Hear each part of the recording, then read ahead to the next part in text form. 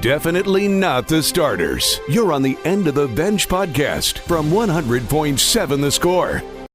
I'm Mike Hebert, owner of Cantex Roofing and Construction. Every day is game day, and we'll get it right when it comes to your roofing, construction, windows, and mirrors. Call Cantex Roofing and Construction today. Together, we are one serving you. Welcome back. 100.7 The Score. It is the End of the Bench. I'm Rob Breaux alongside Craig Wells today. It is a Tuesday. Lucas White behind the glass. We'll have 3 hours for you before we turn it over to The Bottom Line. The Bottom Line will take you to Tech Talk at 3 o'clock on Double T 97.3. They'll go all the way to 6:30, where they'll lend you right into the ears, or I guess the voices, your ears, of Eric Nadel and Matt Hicks as they call the Texas Rangers and the Chicago White Sox. I guess Jared Sandler's probably the first voice you hear on that broadcast. For the pregame, as the Rangers and the White Sox continue a series, the Astros and the Marlins on 100.7 The Score will also continue their series. Of course, they got a win last night. The Rangers did not. After all the trash I talked yesterday, H-Cop and the boys can certainly tell me how I was wrong yesterday and whatever else they want to say. Craig, how you doing? Terrific, Rob. Yeah? Terrific. Yep. Had a big Monday? Yeah. Had a good weekend. Okay. Got a little rain. So things are looking good. That's 2 weekends in a row we got a little rain. I know it. Question for you. Uh-huh. When does summer officially end for you? What is it? Labor Day is first or Labor Day is second? Memorial Day? Which is first?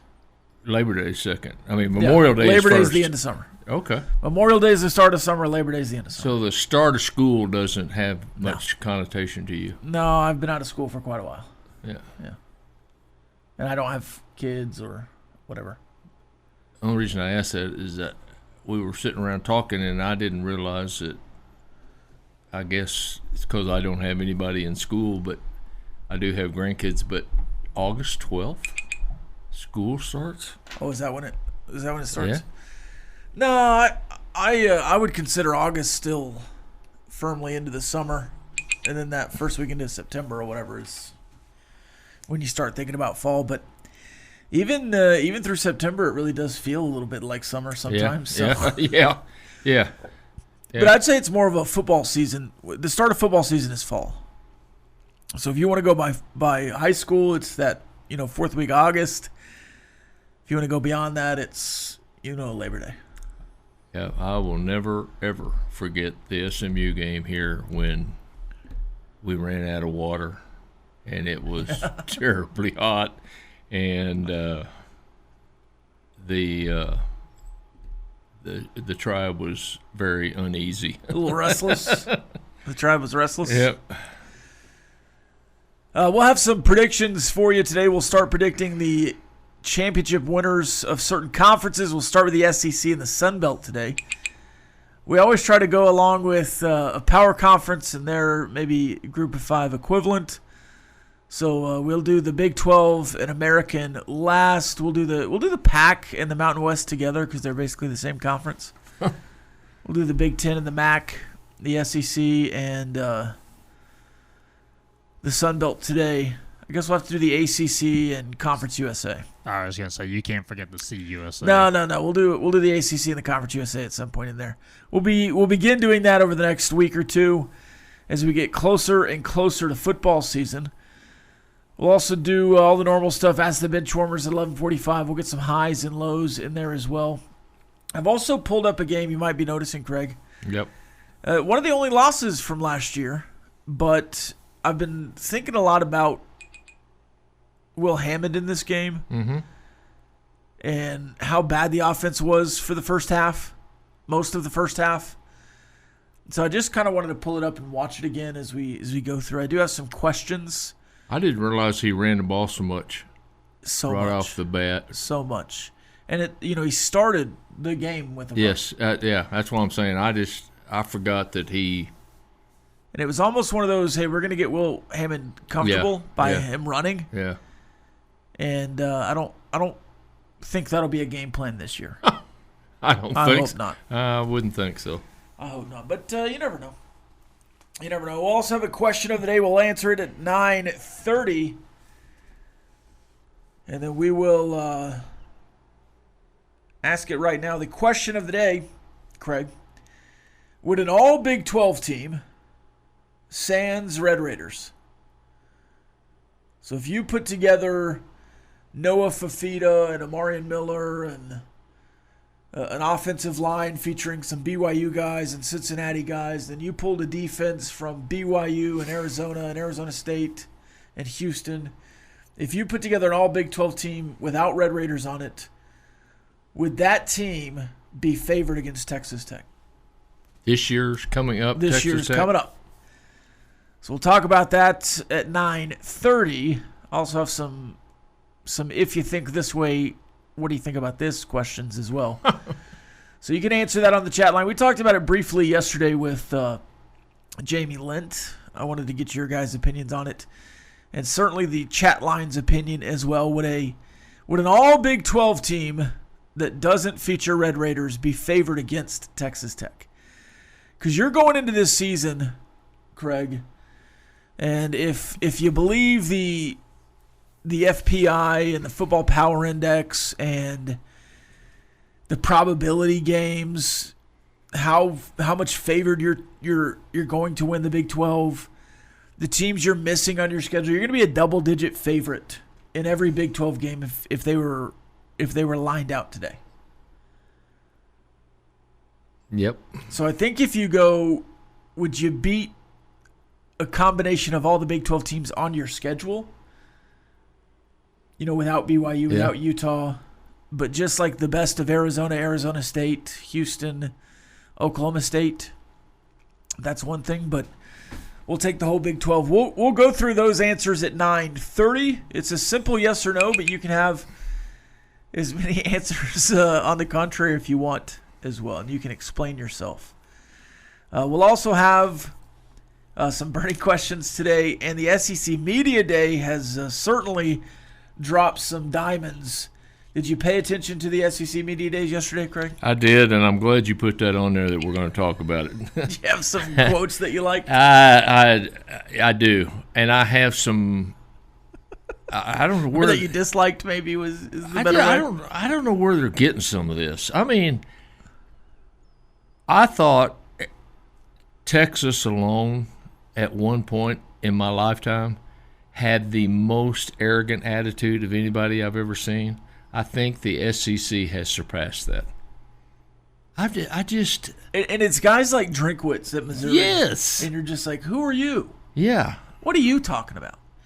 And it's not that they're getting down on the Big 12 or Texas Tech specifically or anybody in Lubbock.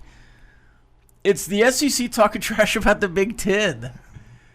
And it's just like, we're so much better than the Big 10. The only reason they're winning national championships, and this is basically a direct quote, is because we have to play tougher games in the regular season, and they just get to rest a bunch because they're playing other Big 10 teams. I know. They don't have to play an extra Power 4 game that we do now, so it's going to get even tougher. By the way, our Power 4 game at Missouri is Kansas. There's also Arizona State and LSU canceled their yes, I saw that matchup. And another Big 12 team in an SEC. There were two of them yesterday. Two Big 12 SEC cancelings. Yep. What was the other one? Kansas State. Didn't they cancel with somebody? Well, somebody canceled on them. It was another Big 12 game. Yeah. Somebody canceled Kansas State. Playing time is not required. This is the End of the Bench podcast from 100.7 The Score. Welcome back. 100.7 The Score. It is the end of the bench. It's time to answer the question of the day we gave you earlier. Would an all Big 12 team, Craig, defeat the Red Raiders? Well, it's I think your defense keeps you in the game, no doubt about it. I just the unknown factor of the offense, especially at the quarterback position. When I say unknown, you don't know how much he's progressed, and this is against an all-star team. Yeah, I think they would be the all-star team would be favored, I would think. And would win? Golly, our defense is so stinking good. Sure. Yeah. Expect to be. Yeah, I think they'd win. Yeah. Because I think our defense would keep us in the game. Their offense would allow them to probably win the game. Lucas, what do you think? I would go with the all Big 12 team. Two answers here. One says coin flip. The other response was just, is it in Lubbock? To me, I think it's fairly easy that the all Big 12 team would win. Yeah. I think that's fairly easy. I mean, you just start putting together a team, regardless of who it is. I think you can put enough talent together. Now, the offense, I think you could build a really good offense out of Big 12 teams. Yes. I mean, the offensive line, you start building offense. from. Yeah, you start building from. Cincinnati, BYU. Cincinnati has two really good offensive linemen. Arizona has a good offensive lineman. BYU has several good offensive linemen. You could build an offensive line. The quarterback would be an interesting decision. Would you just go Messmaker and give him the Eric Morris offense and say you're going to lead the team? Or would you go Fafita, who was the actual all Big 12 quarterback last year and the preseason all Big 12 quarterback this year, and say here's the experienced guy to come out and lead the team against Texas Tech? Bingo. Because of experience. Amarian Miller at wide receiver. You have Amari Thomas at Houston, really good wide receiver. Certainly the running backs. Wyatt Young at Oklahoma State. Danny Scudero at Colorado is coming in with a lot of hype from San Jose State or wherever he's from. And then you start looking at running backs. I mean, do you want to go Cam Cook? Do you want to go L.J. Martin from BYU, who's the Offensive Player of the Year last year? I mean, offense, you could build a really good offense. Yeah. You have the Oklahoma State running back as well. I don't want to just name everyone in the Big 12 and then act like, oh, you forgot this guy. Well, no, I just didn't want to name every single player in the Big 12. Now, defensively, I think you could also build a really good defense. Can you build a better defense than what's at Texas Tech? I don't know. I think you have the best linebackers at Texas Tech. I think you have the best interior defensive linemen at Texas Tech. So it would be the second best linebackers and the second best defensive linemen, but there are very good linebackers out there and very good defensive linemen out there. So I think it'd be a fairly easy answer to say that an all Big 12 team would beat Texas Tech. Yeah. Last year I'm not as certain.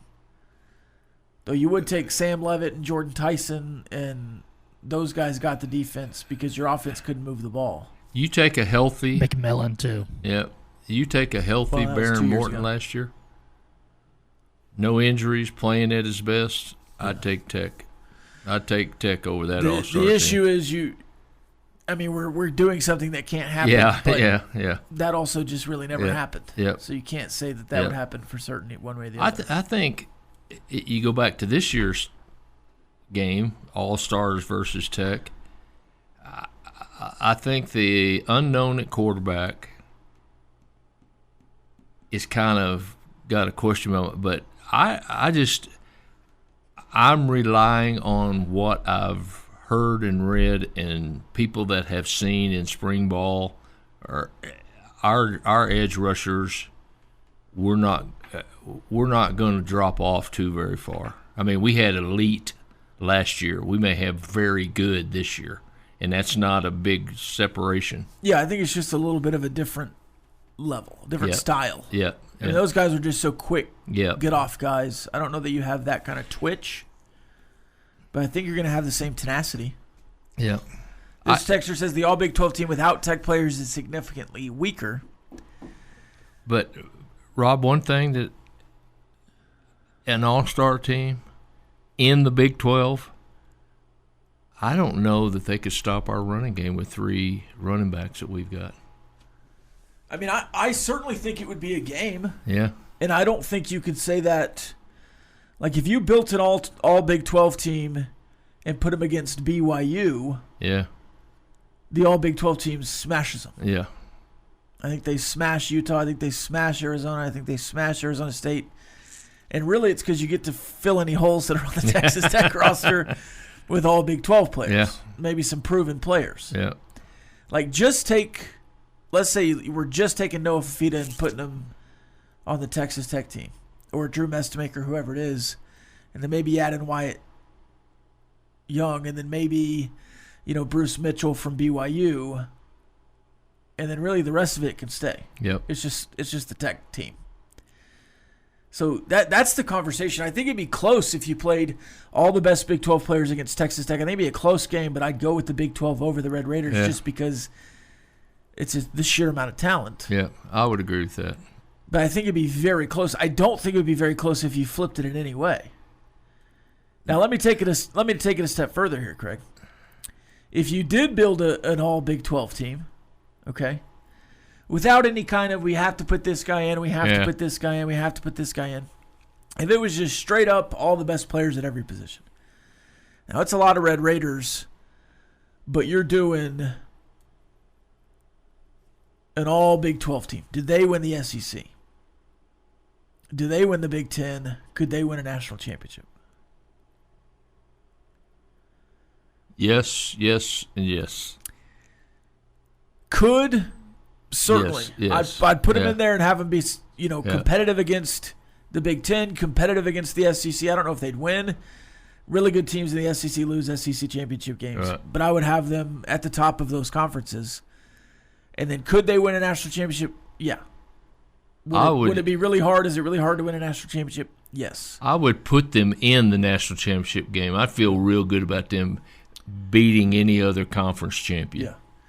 Yeah. This texter says, now do it with the all-SEC team. We did this yesterday. If you did an all-SEC team against SEC teams, like if you took them all, the best of the SEC players against any one team. I don't think there's not one team that'd be better than their all-star team. Not one. And I think they would easily win the national championship. Absolutely. And I think if you did the same thing in the Big Ten, they would run through the Big Ten, and they would run through the national championship. I think those two conferences, all-star teams, would also beat the all Big 12 team. Yep. Yeah, I would agree. I mean, there's no doubt that there's more talent in those leagues. Yeah. But an all-ACC team versus an all Big 12 team would be a very fun it'd watch. Be a good game to watch. Yep. It'd be a lot of Miami players, just like it'd be a lot of Texas Tech players. Yep. But you could fill in your holes with, certain guys. And it's basically what Miami did going and getting Darian Mensah. Yeah. Yep. Yeah. And Tech tried to do by getting Brennan Sorsby. Didn't quite work out. Yeah. I just to me, to play against the SEC's best and beat them, you have to be either great at passing or great at running or real good at both. But you've got to be a lot better than in your attack than they are defensively. An all Big Ten team versus an all SEC team, who would win? All SEC. And I say that, and the SEC hadn't won any national championships. The Big Ten has won them all. But I just, yeah. Continue on after this. 100.7 The Score. We'll look at the calendar on the other side. Definitely not the starters. You're on the End of the Bench podcast from 100.7 The Score. Welcome back. 100.7 The Score. It is the End of the Bench. Time to check the calendar. Let's do it, Lucas. Your daily look at what's happening in the world of sports, birthdays, and holidays. Let's check the calendar. It's National Junk Food Day. They were having the conversation on the morning drive. What is junk food? What is the first thing you think of when you hear junk food?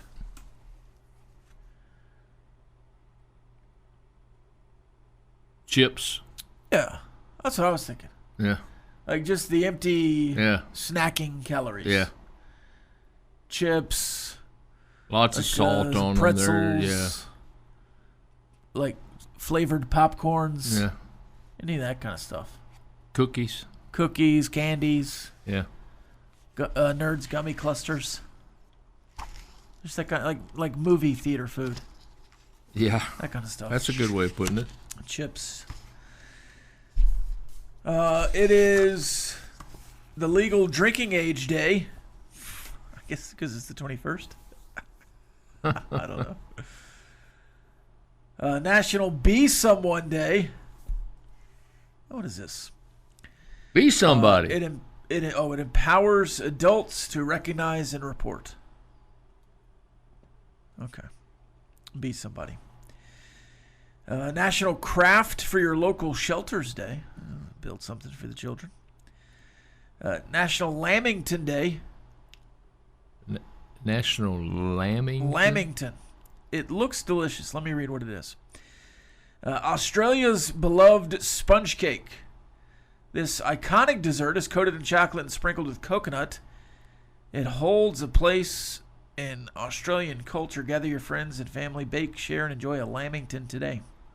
Sounds good. It looks to me to be 2 sponge cakes filled with some sort of jam and then covered in chocolate and coconut. And to that, I say celebrate a Lamington. And it's also Take a Monkey to Lunch Day. Okay, are you going to take Lucas to lunch today?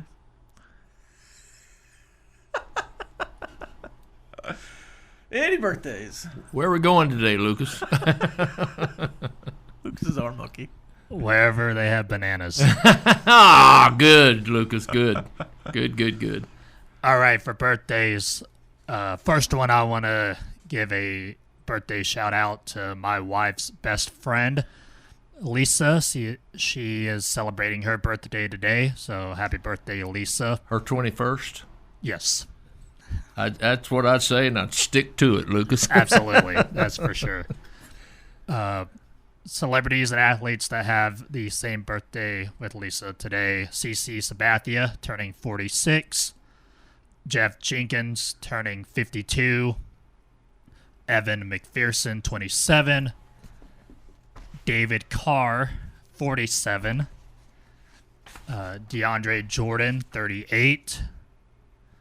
The most popular athlete on this list for the end of the bench, Erling Haaland, turning 26 years old today.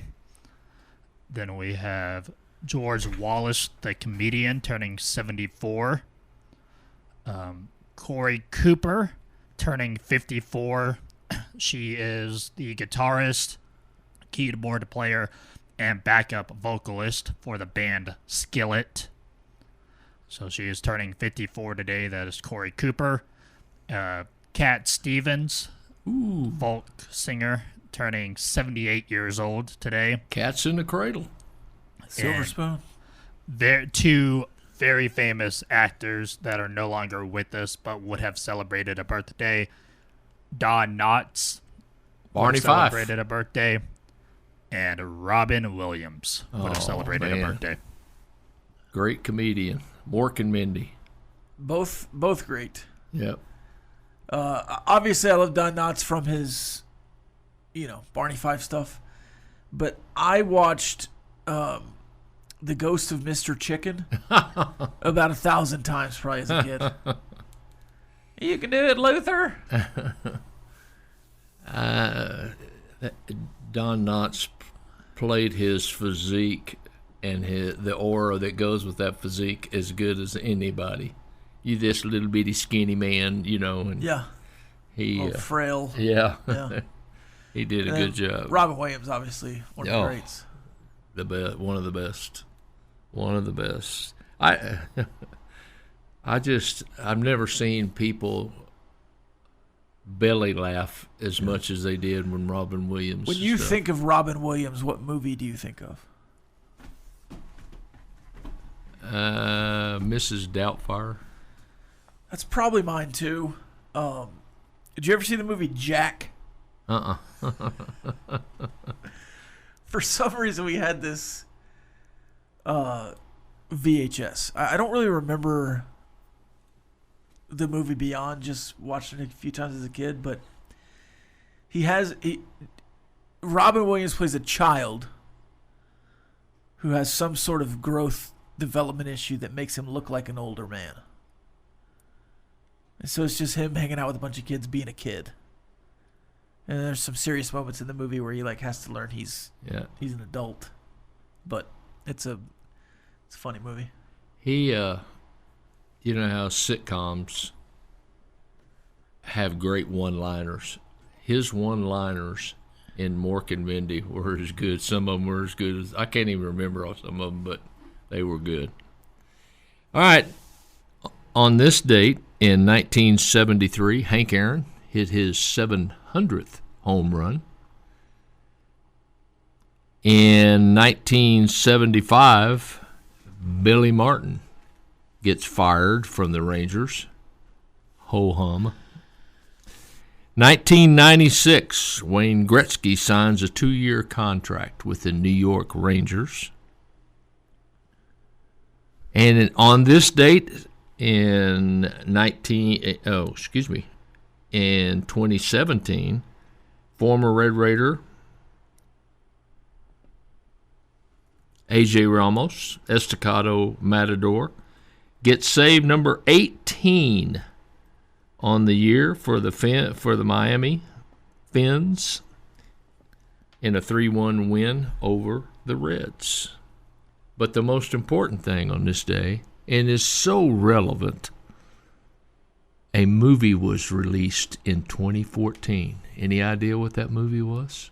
So relevant. So relevant. In 2014. 2014. Relevant to the show today? Relevant to everything that's happened in the last 10 days. The last 10 days?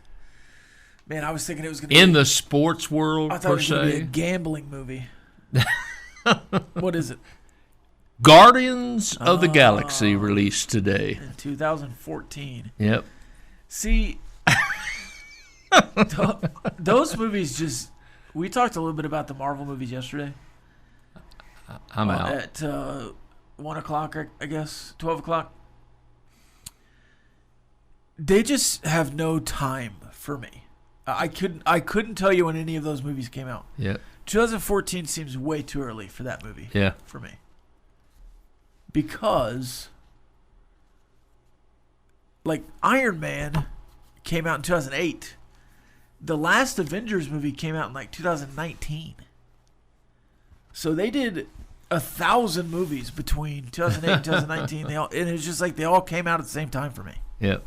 Yeah. They're all the same to me. Sure, yeah. You know, Iron Man, Lead Man, Plastic Man, Stretch Man. I mean, they're all the same to me. I think Stretch Man was Mr. Fantastic. Yeah. The first half of Texas Tech Arizona State's about to wrap up, and they're going to take a 9-7 lead. Unbelievable this game was even close. Arizona State should be up 21-7. They had a bunch of big plays. Well, even with just a couple of big plays, Tech did nothing. They had one drive. Yep. They don't score a touchdown on this drive. They're about to kick the field goal after 4th and goal. They shouldn't have been down there. So really, I guess it should be 14-7. Yeah, they settled. They just had the offsides that they picked up for no reason. They had 2 field goals right at the 20-yard line, so they could have easily been touchdowns. Playing time is not required. This is the End of the Bench podcast from 100.7 The Score. Welcome back. 100.7 The Score. It is the end of the bench, I'm about to get very angry again at this Arizona State-Texas Tech game. It's 4th and goal. You've just come up huge again. And we're about to have the lamest roughing the passer I've ever seen. That was roughing the passer against David Bailey. 4th and goal. I don't. And then Craig, they're gonna come in and fumble it because they put in the other quarterback for a minute and get the fumble back, and then finally score a touchdown. Just unbelievable. And you're gonna retake the lead in this game. I mean, they are just. I'm not saying it's rigged, but everything that could have gone wrong for Texas Tech in this game did. I mean, that is weak sauce. I don't remember if he fumbles this time or the next time, but he fumbles and then gets it back. There. Yeah. There's the fumble. On that. Just unbelievable that you put the backup quarterback in, and it's Jordan Tyson that falls on it with the bum hamstring. I think they put Levitt back because Levitt's hurt. On David Bailey's roughing the passer penalty, he had him wrapped up as he was throwing the ball. There's no way he can let go. Well, he threw him down, and it was probably one of those he landed on him things, I guess is what they said. So bad. I think they run Sam Levitt here. Yeah. What a bad play call. All right, Lucas, let's do some burning questions here. 2 minutes of non-stop in-your-face inquiries with no end in sight. It's time for Burning Questions. What is your biggest OCD that you have? I'll tell you mine. Okay. In my closet, no two colors of the same are right next to each other. All those hoodies? So all my shirts lined up on hangers are different colors all throughout no two black shirts are in a row. Correct. Yeah. Do you, if you see them, do you separate them? I do. Do you have a lot of the same? So let's say you're pulling out this yellow shirt you have on today, and then that leaves two blacks touching. I move. Do you then move the black shirt before I leave the house? I love that. Yeah, I sincerely do. I love that. And how long have you done this, and why did you start doing it? I've probably started this back in high school, and another truth, I have a lot of black shirts. So if I'm looking for one specific shirt, I don't want to go through all these black, it's a filing thing for my mind. So it just I file different clothing.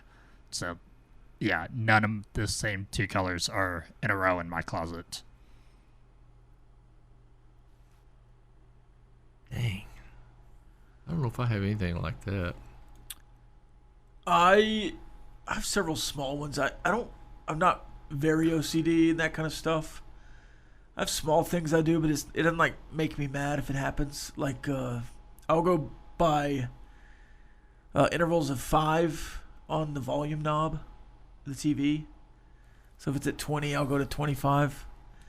But really, it's Clint that does that. And so when I'm with Clint, I'll purposely stop at 34. Because it doesn't really bother me. It's just how I've always done it. But it bothers Clint. So that Clint would cross the room and pick up the remote and then go one more. But me, that's just kind of how I've always done it.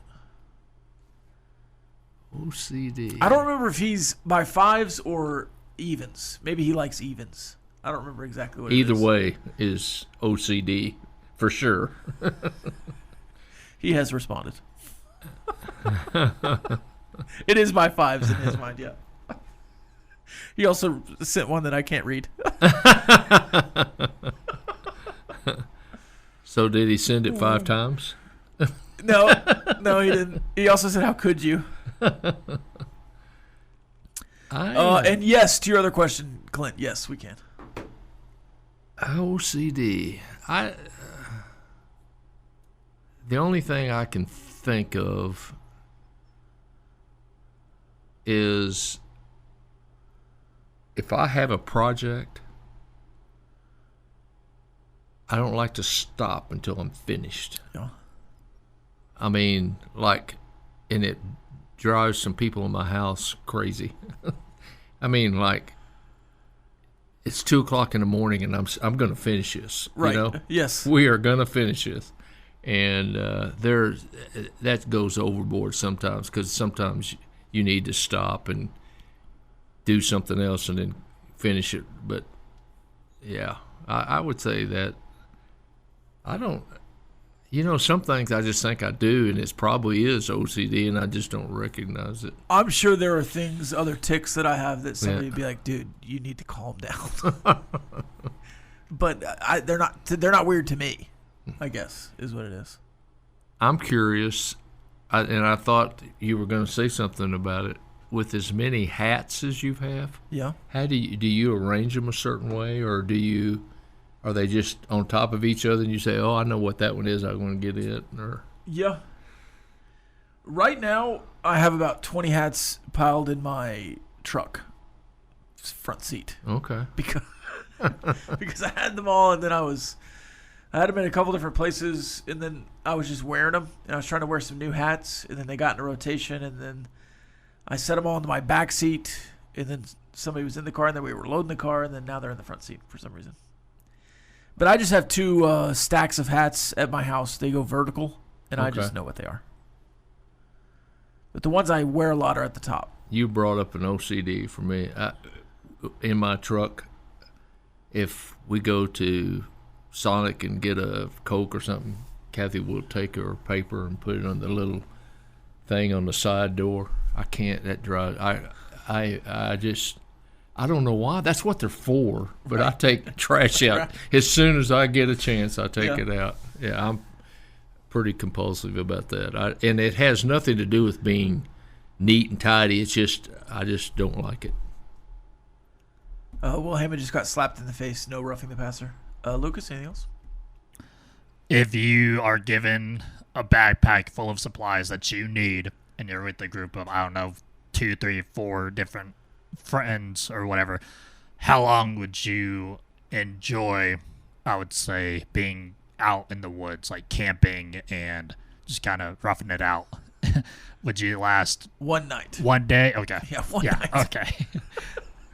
I've camped several times, not like a bunch of times. Now, if there's a cabin, I'm in to be out in the woods and hang out, and I'd spend the summer out there if I could.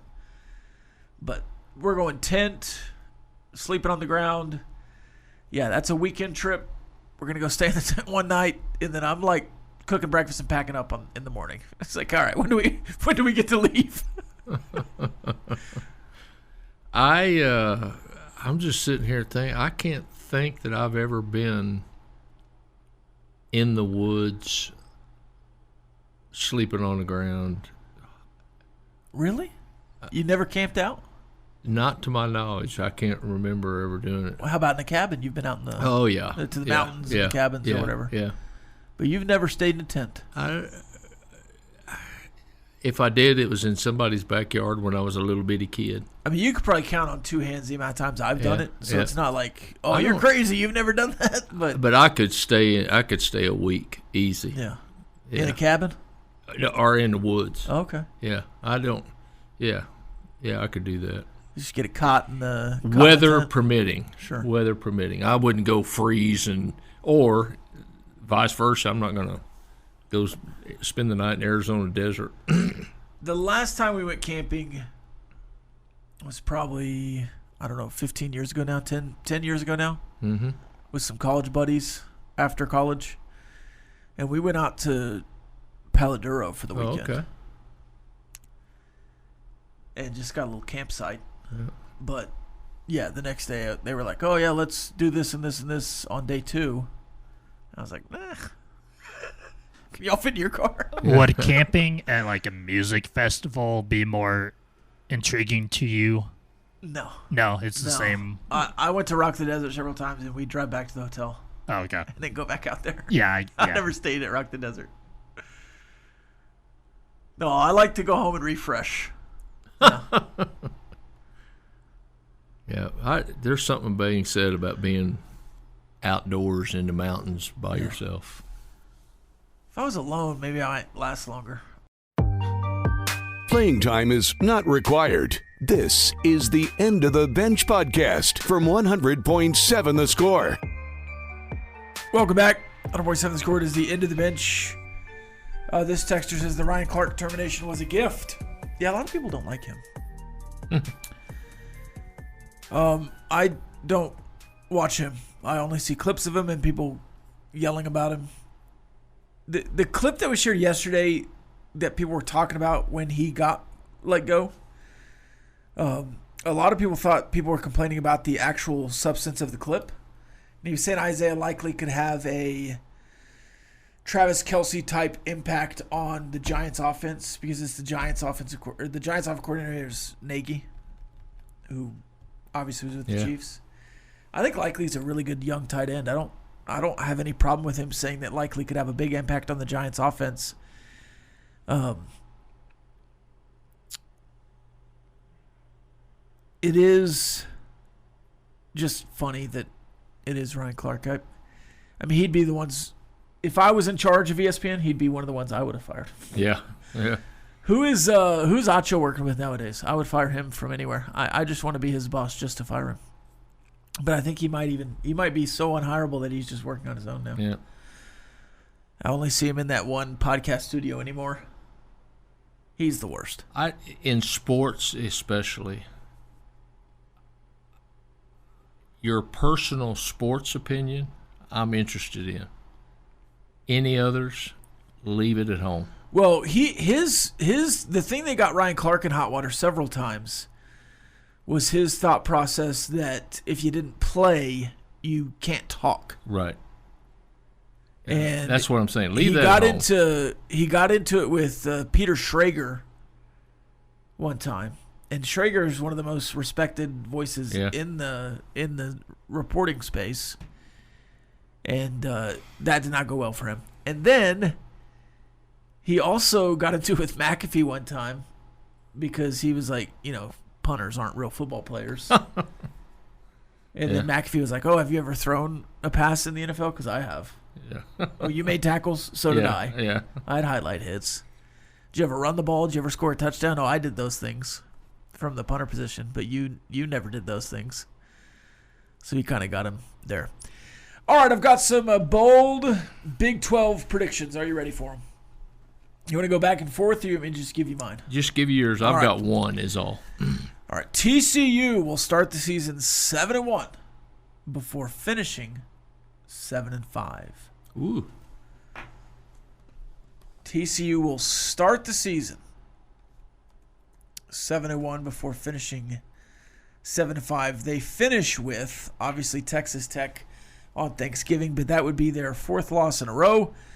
That would also include Arizona, Kansas State and Utah at home, and then at Texas Tech.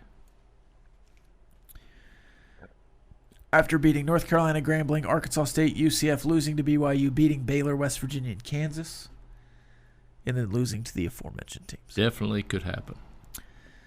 Kansas will go 0 in Big 12 play, 2-10 on the season, and Leipold will keep his job.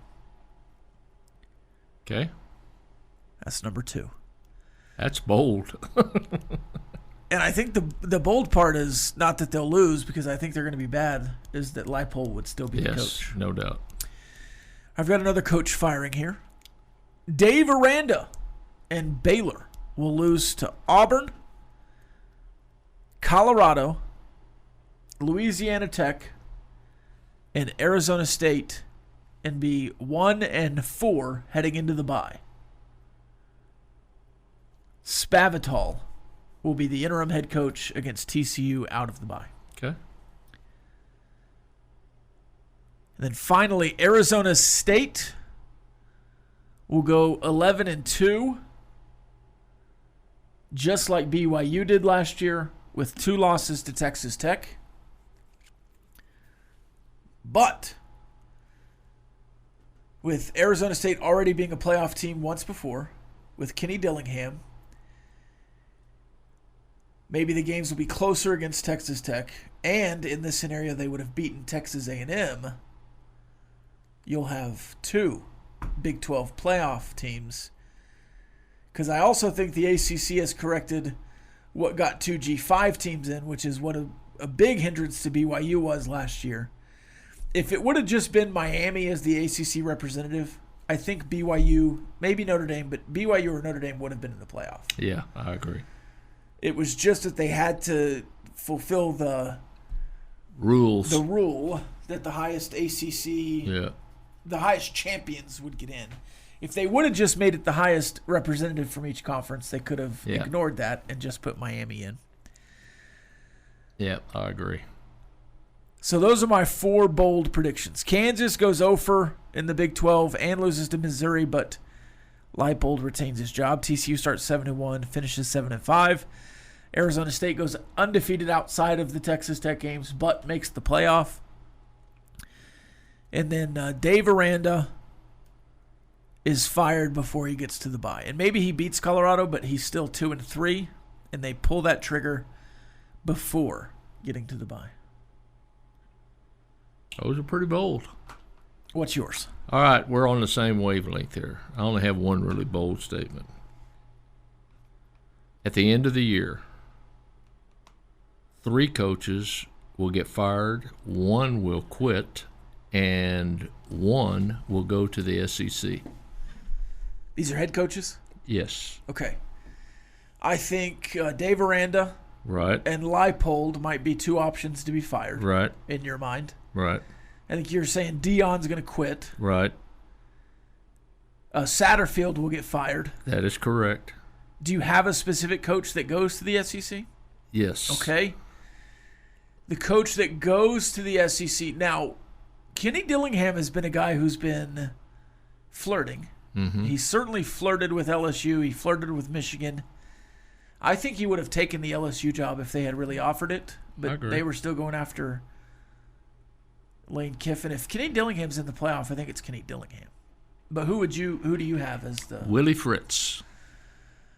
Is there a team out there that says, we don't want you for a long time, Willie Fritz. We just need you to stabilize what we have going on? Mississippi State. Well, do you think is that the one you're saying? That's exactly where I thought he would go. Okay. I thought he gives him credibility. Yeah. He can recruit real good for a couple of years. He's a good coach. And I think they can get, if they felt like they could get 3 years out of him, they'd pull that trigger.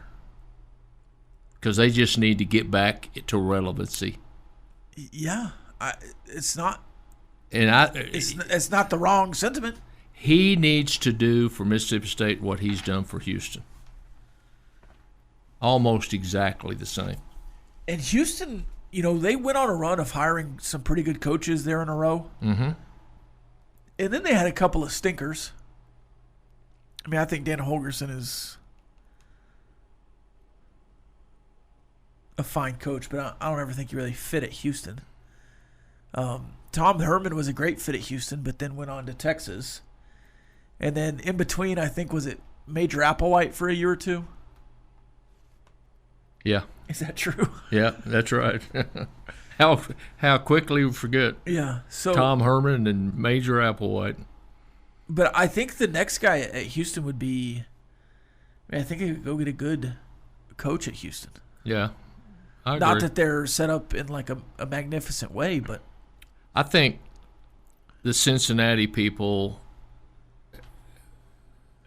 Satterfield's got to do something really, really good. I think he's on the edge, and I think if they only win a couple of conference games, I think he could be gone. I think health and everything else, Dion's going to say, "Hey, I tried it. I'm going to go watch Shedeur." Yeah. Baylor's an interesting one. I think they just haven't.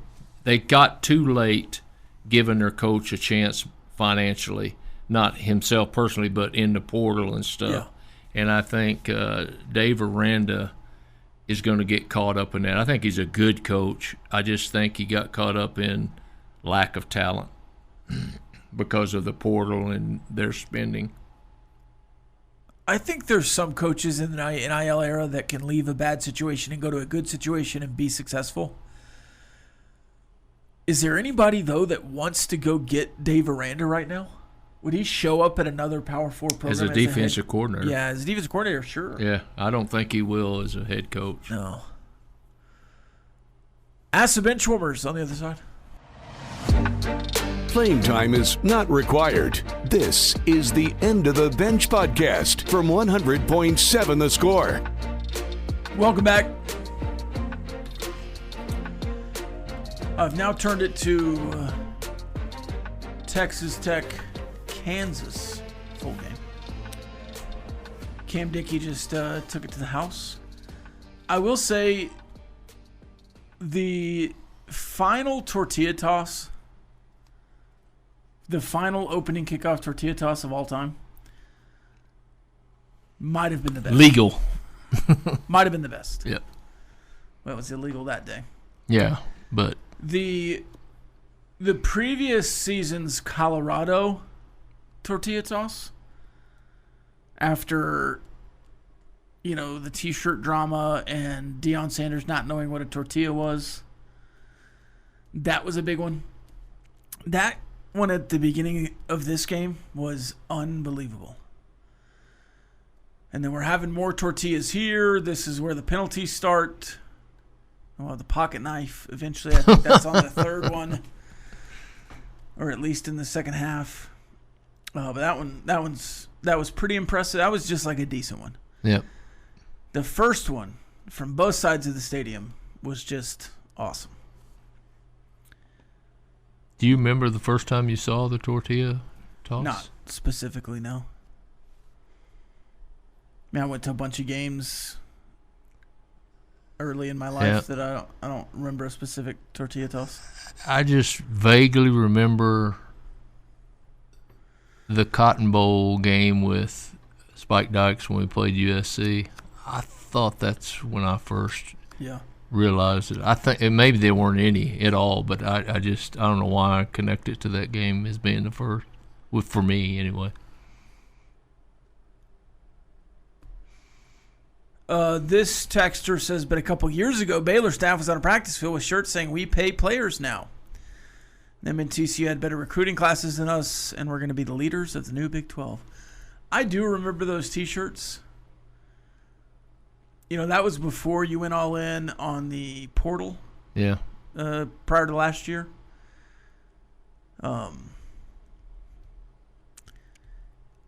That's a funny era. That tween. Yeah, just that. Because you obviously were still building the foundations of what Joey has gotten to now, early in his time here.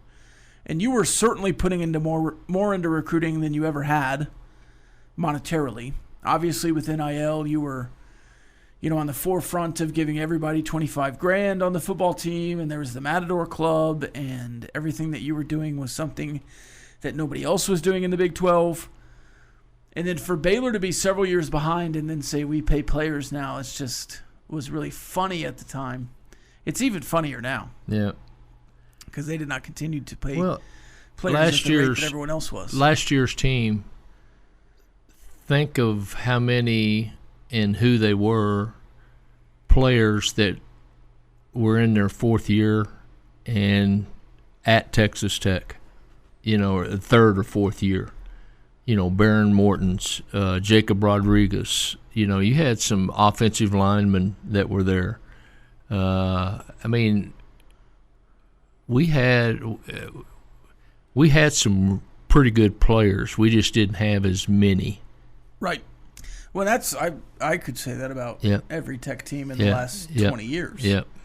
You just didn't have enough. Yep. And now you have the depth. Yep. And the quality has gone up a little bit. If Willie Fritz moves on to, let's say, Mississippi State, would Sheil Wood? That's a good question. I saw that. That's a good question. That's a good question. I don't think he would take the Houston job because, he was at Houston for a season. Let's go home. I mean, at this point, he's been at Texas Tech longer than he'd been at Houston. Yeah. I mean, it's not like it'd be like, they gave me my real first shot kind of thing. Yeah. It's not his alma mater. I think if he went to Houston, it'd be because he thought it's hard to get one of those jobs, and I better take it. Certainly, there's that kind of mentality.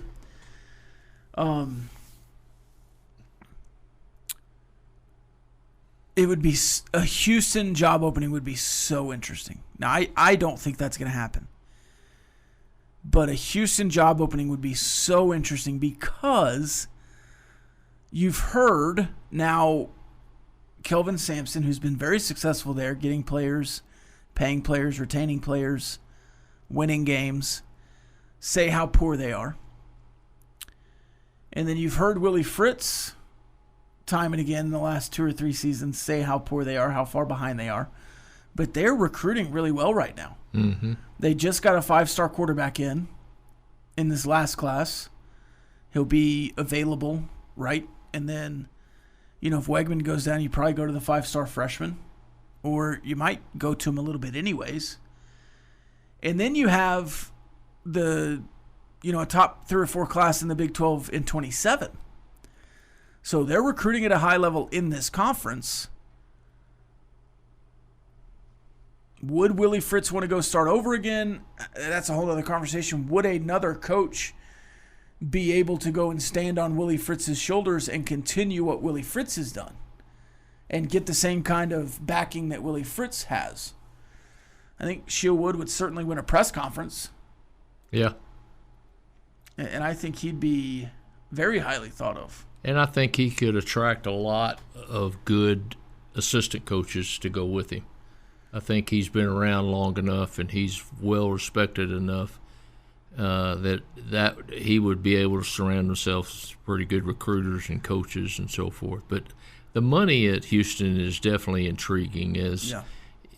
They've got a guy, Tillman Ferretta, that certainly has it and has given a lot of it.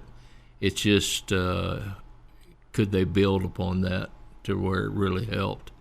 And it's like Cody Campbell. Yep. But if Cody Campbell was also fronting the bill for the Mavericks. Yes, that's right. Yeah, and that's building right. arenas for the Mavericks and all this other stuff. Yeah.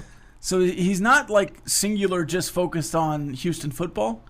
He's also doing a lot for the basketball program.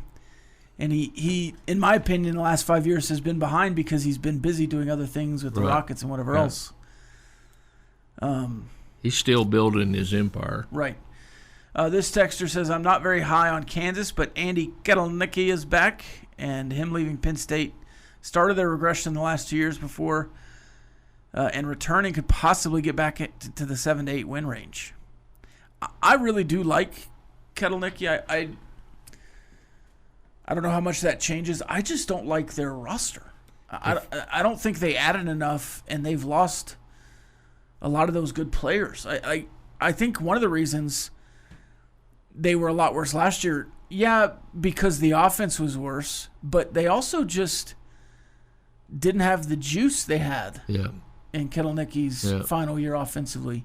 And they don't have Jaden Daniels back there healthy. Right. It's Cole Ballard, who you might remember from his one start against Texas Tech a couple of years ago. And I if I'm a KU fan, that is my hope, that the offensive coordinator can make a huge difference, because I'm with you. I don't see any reason to believe that transfer portal talent or anything else is going to make a big swing, but you got to hope that somebody can use that talent that you do have better than what they've been in the past.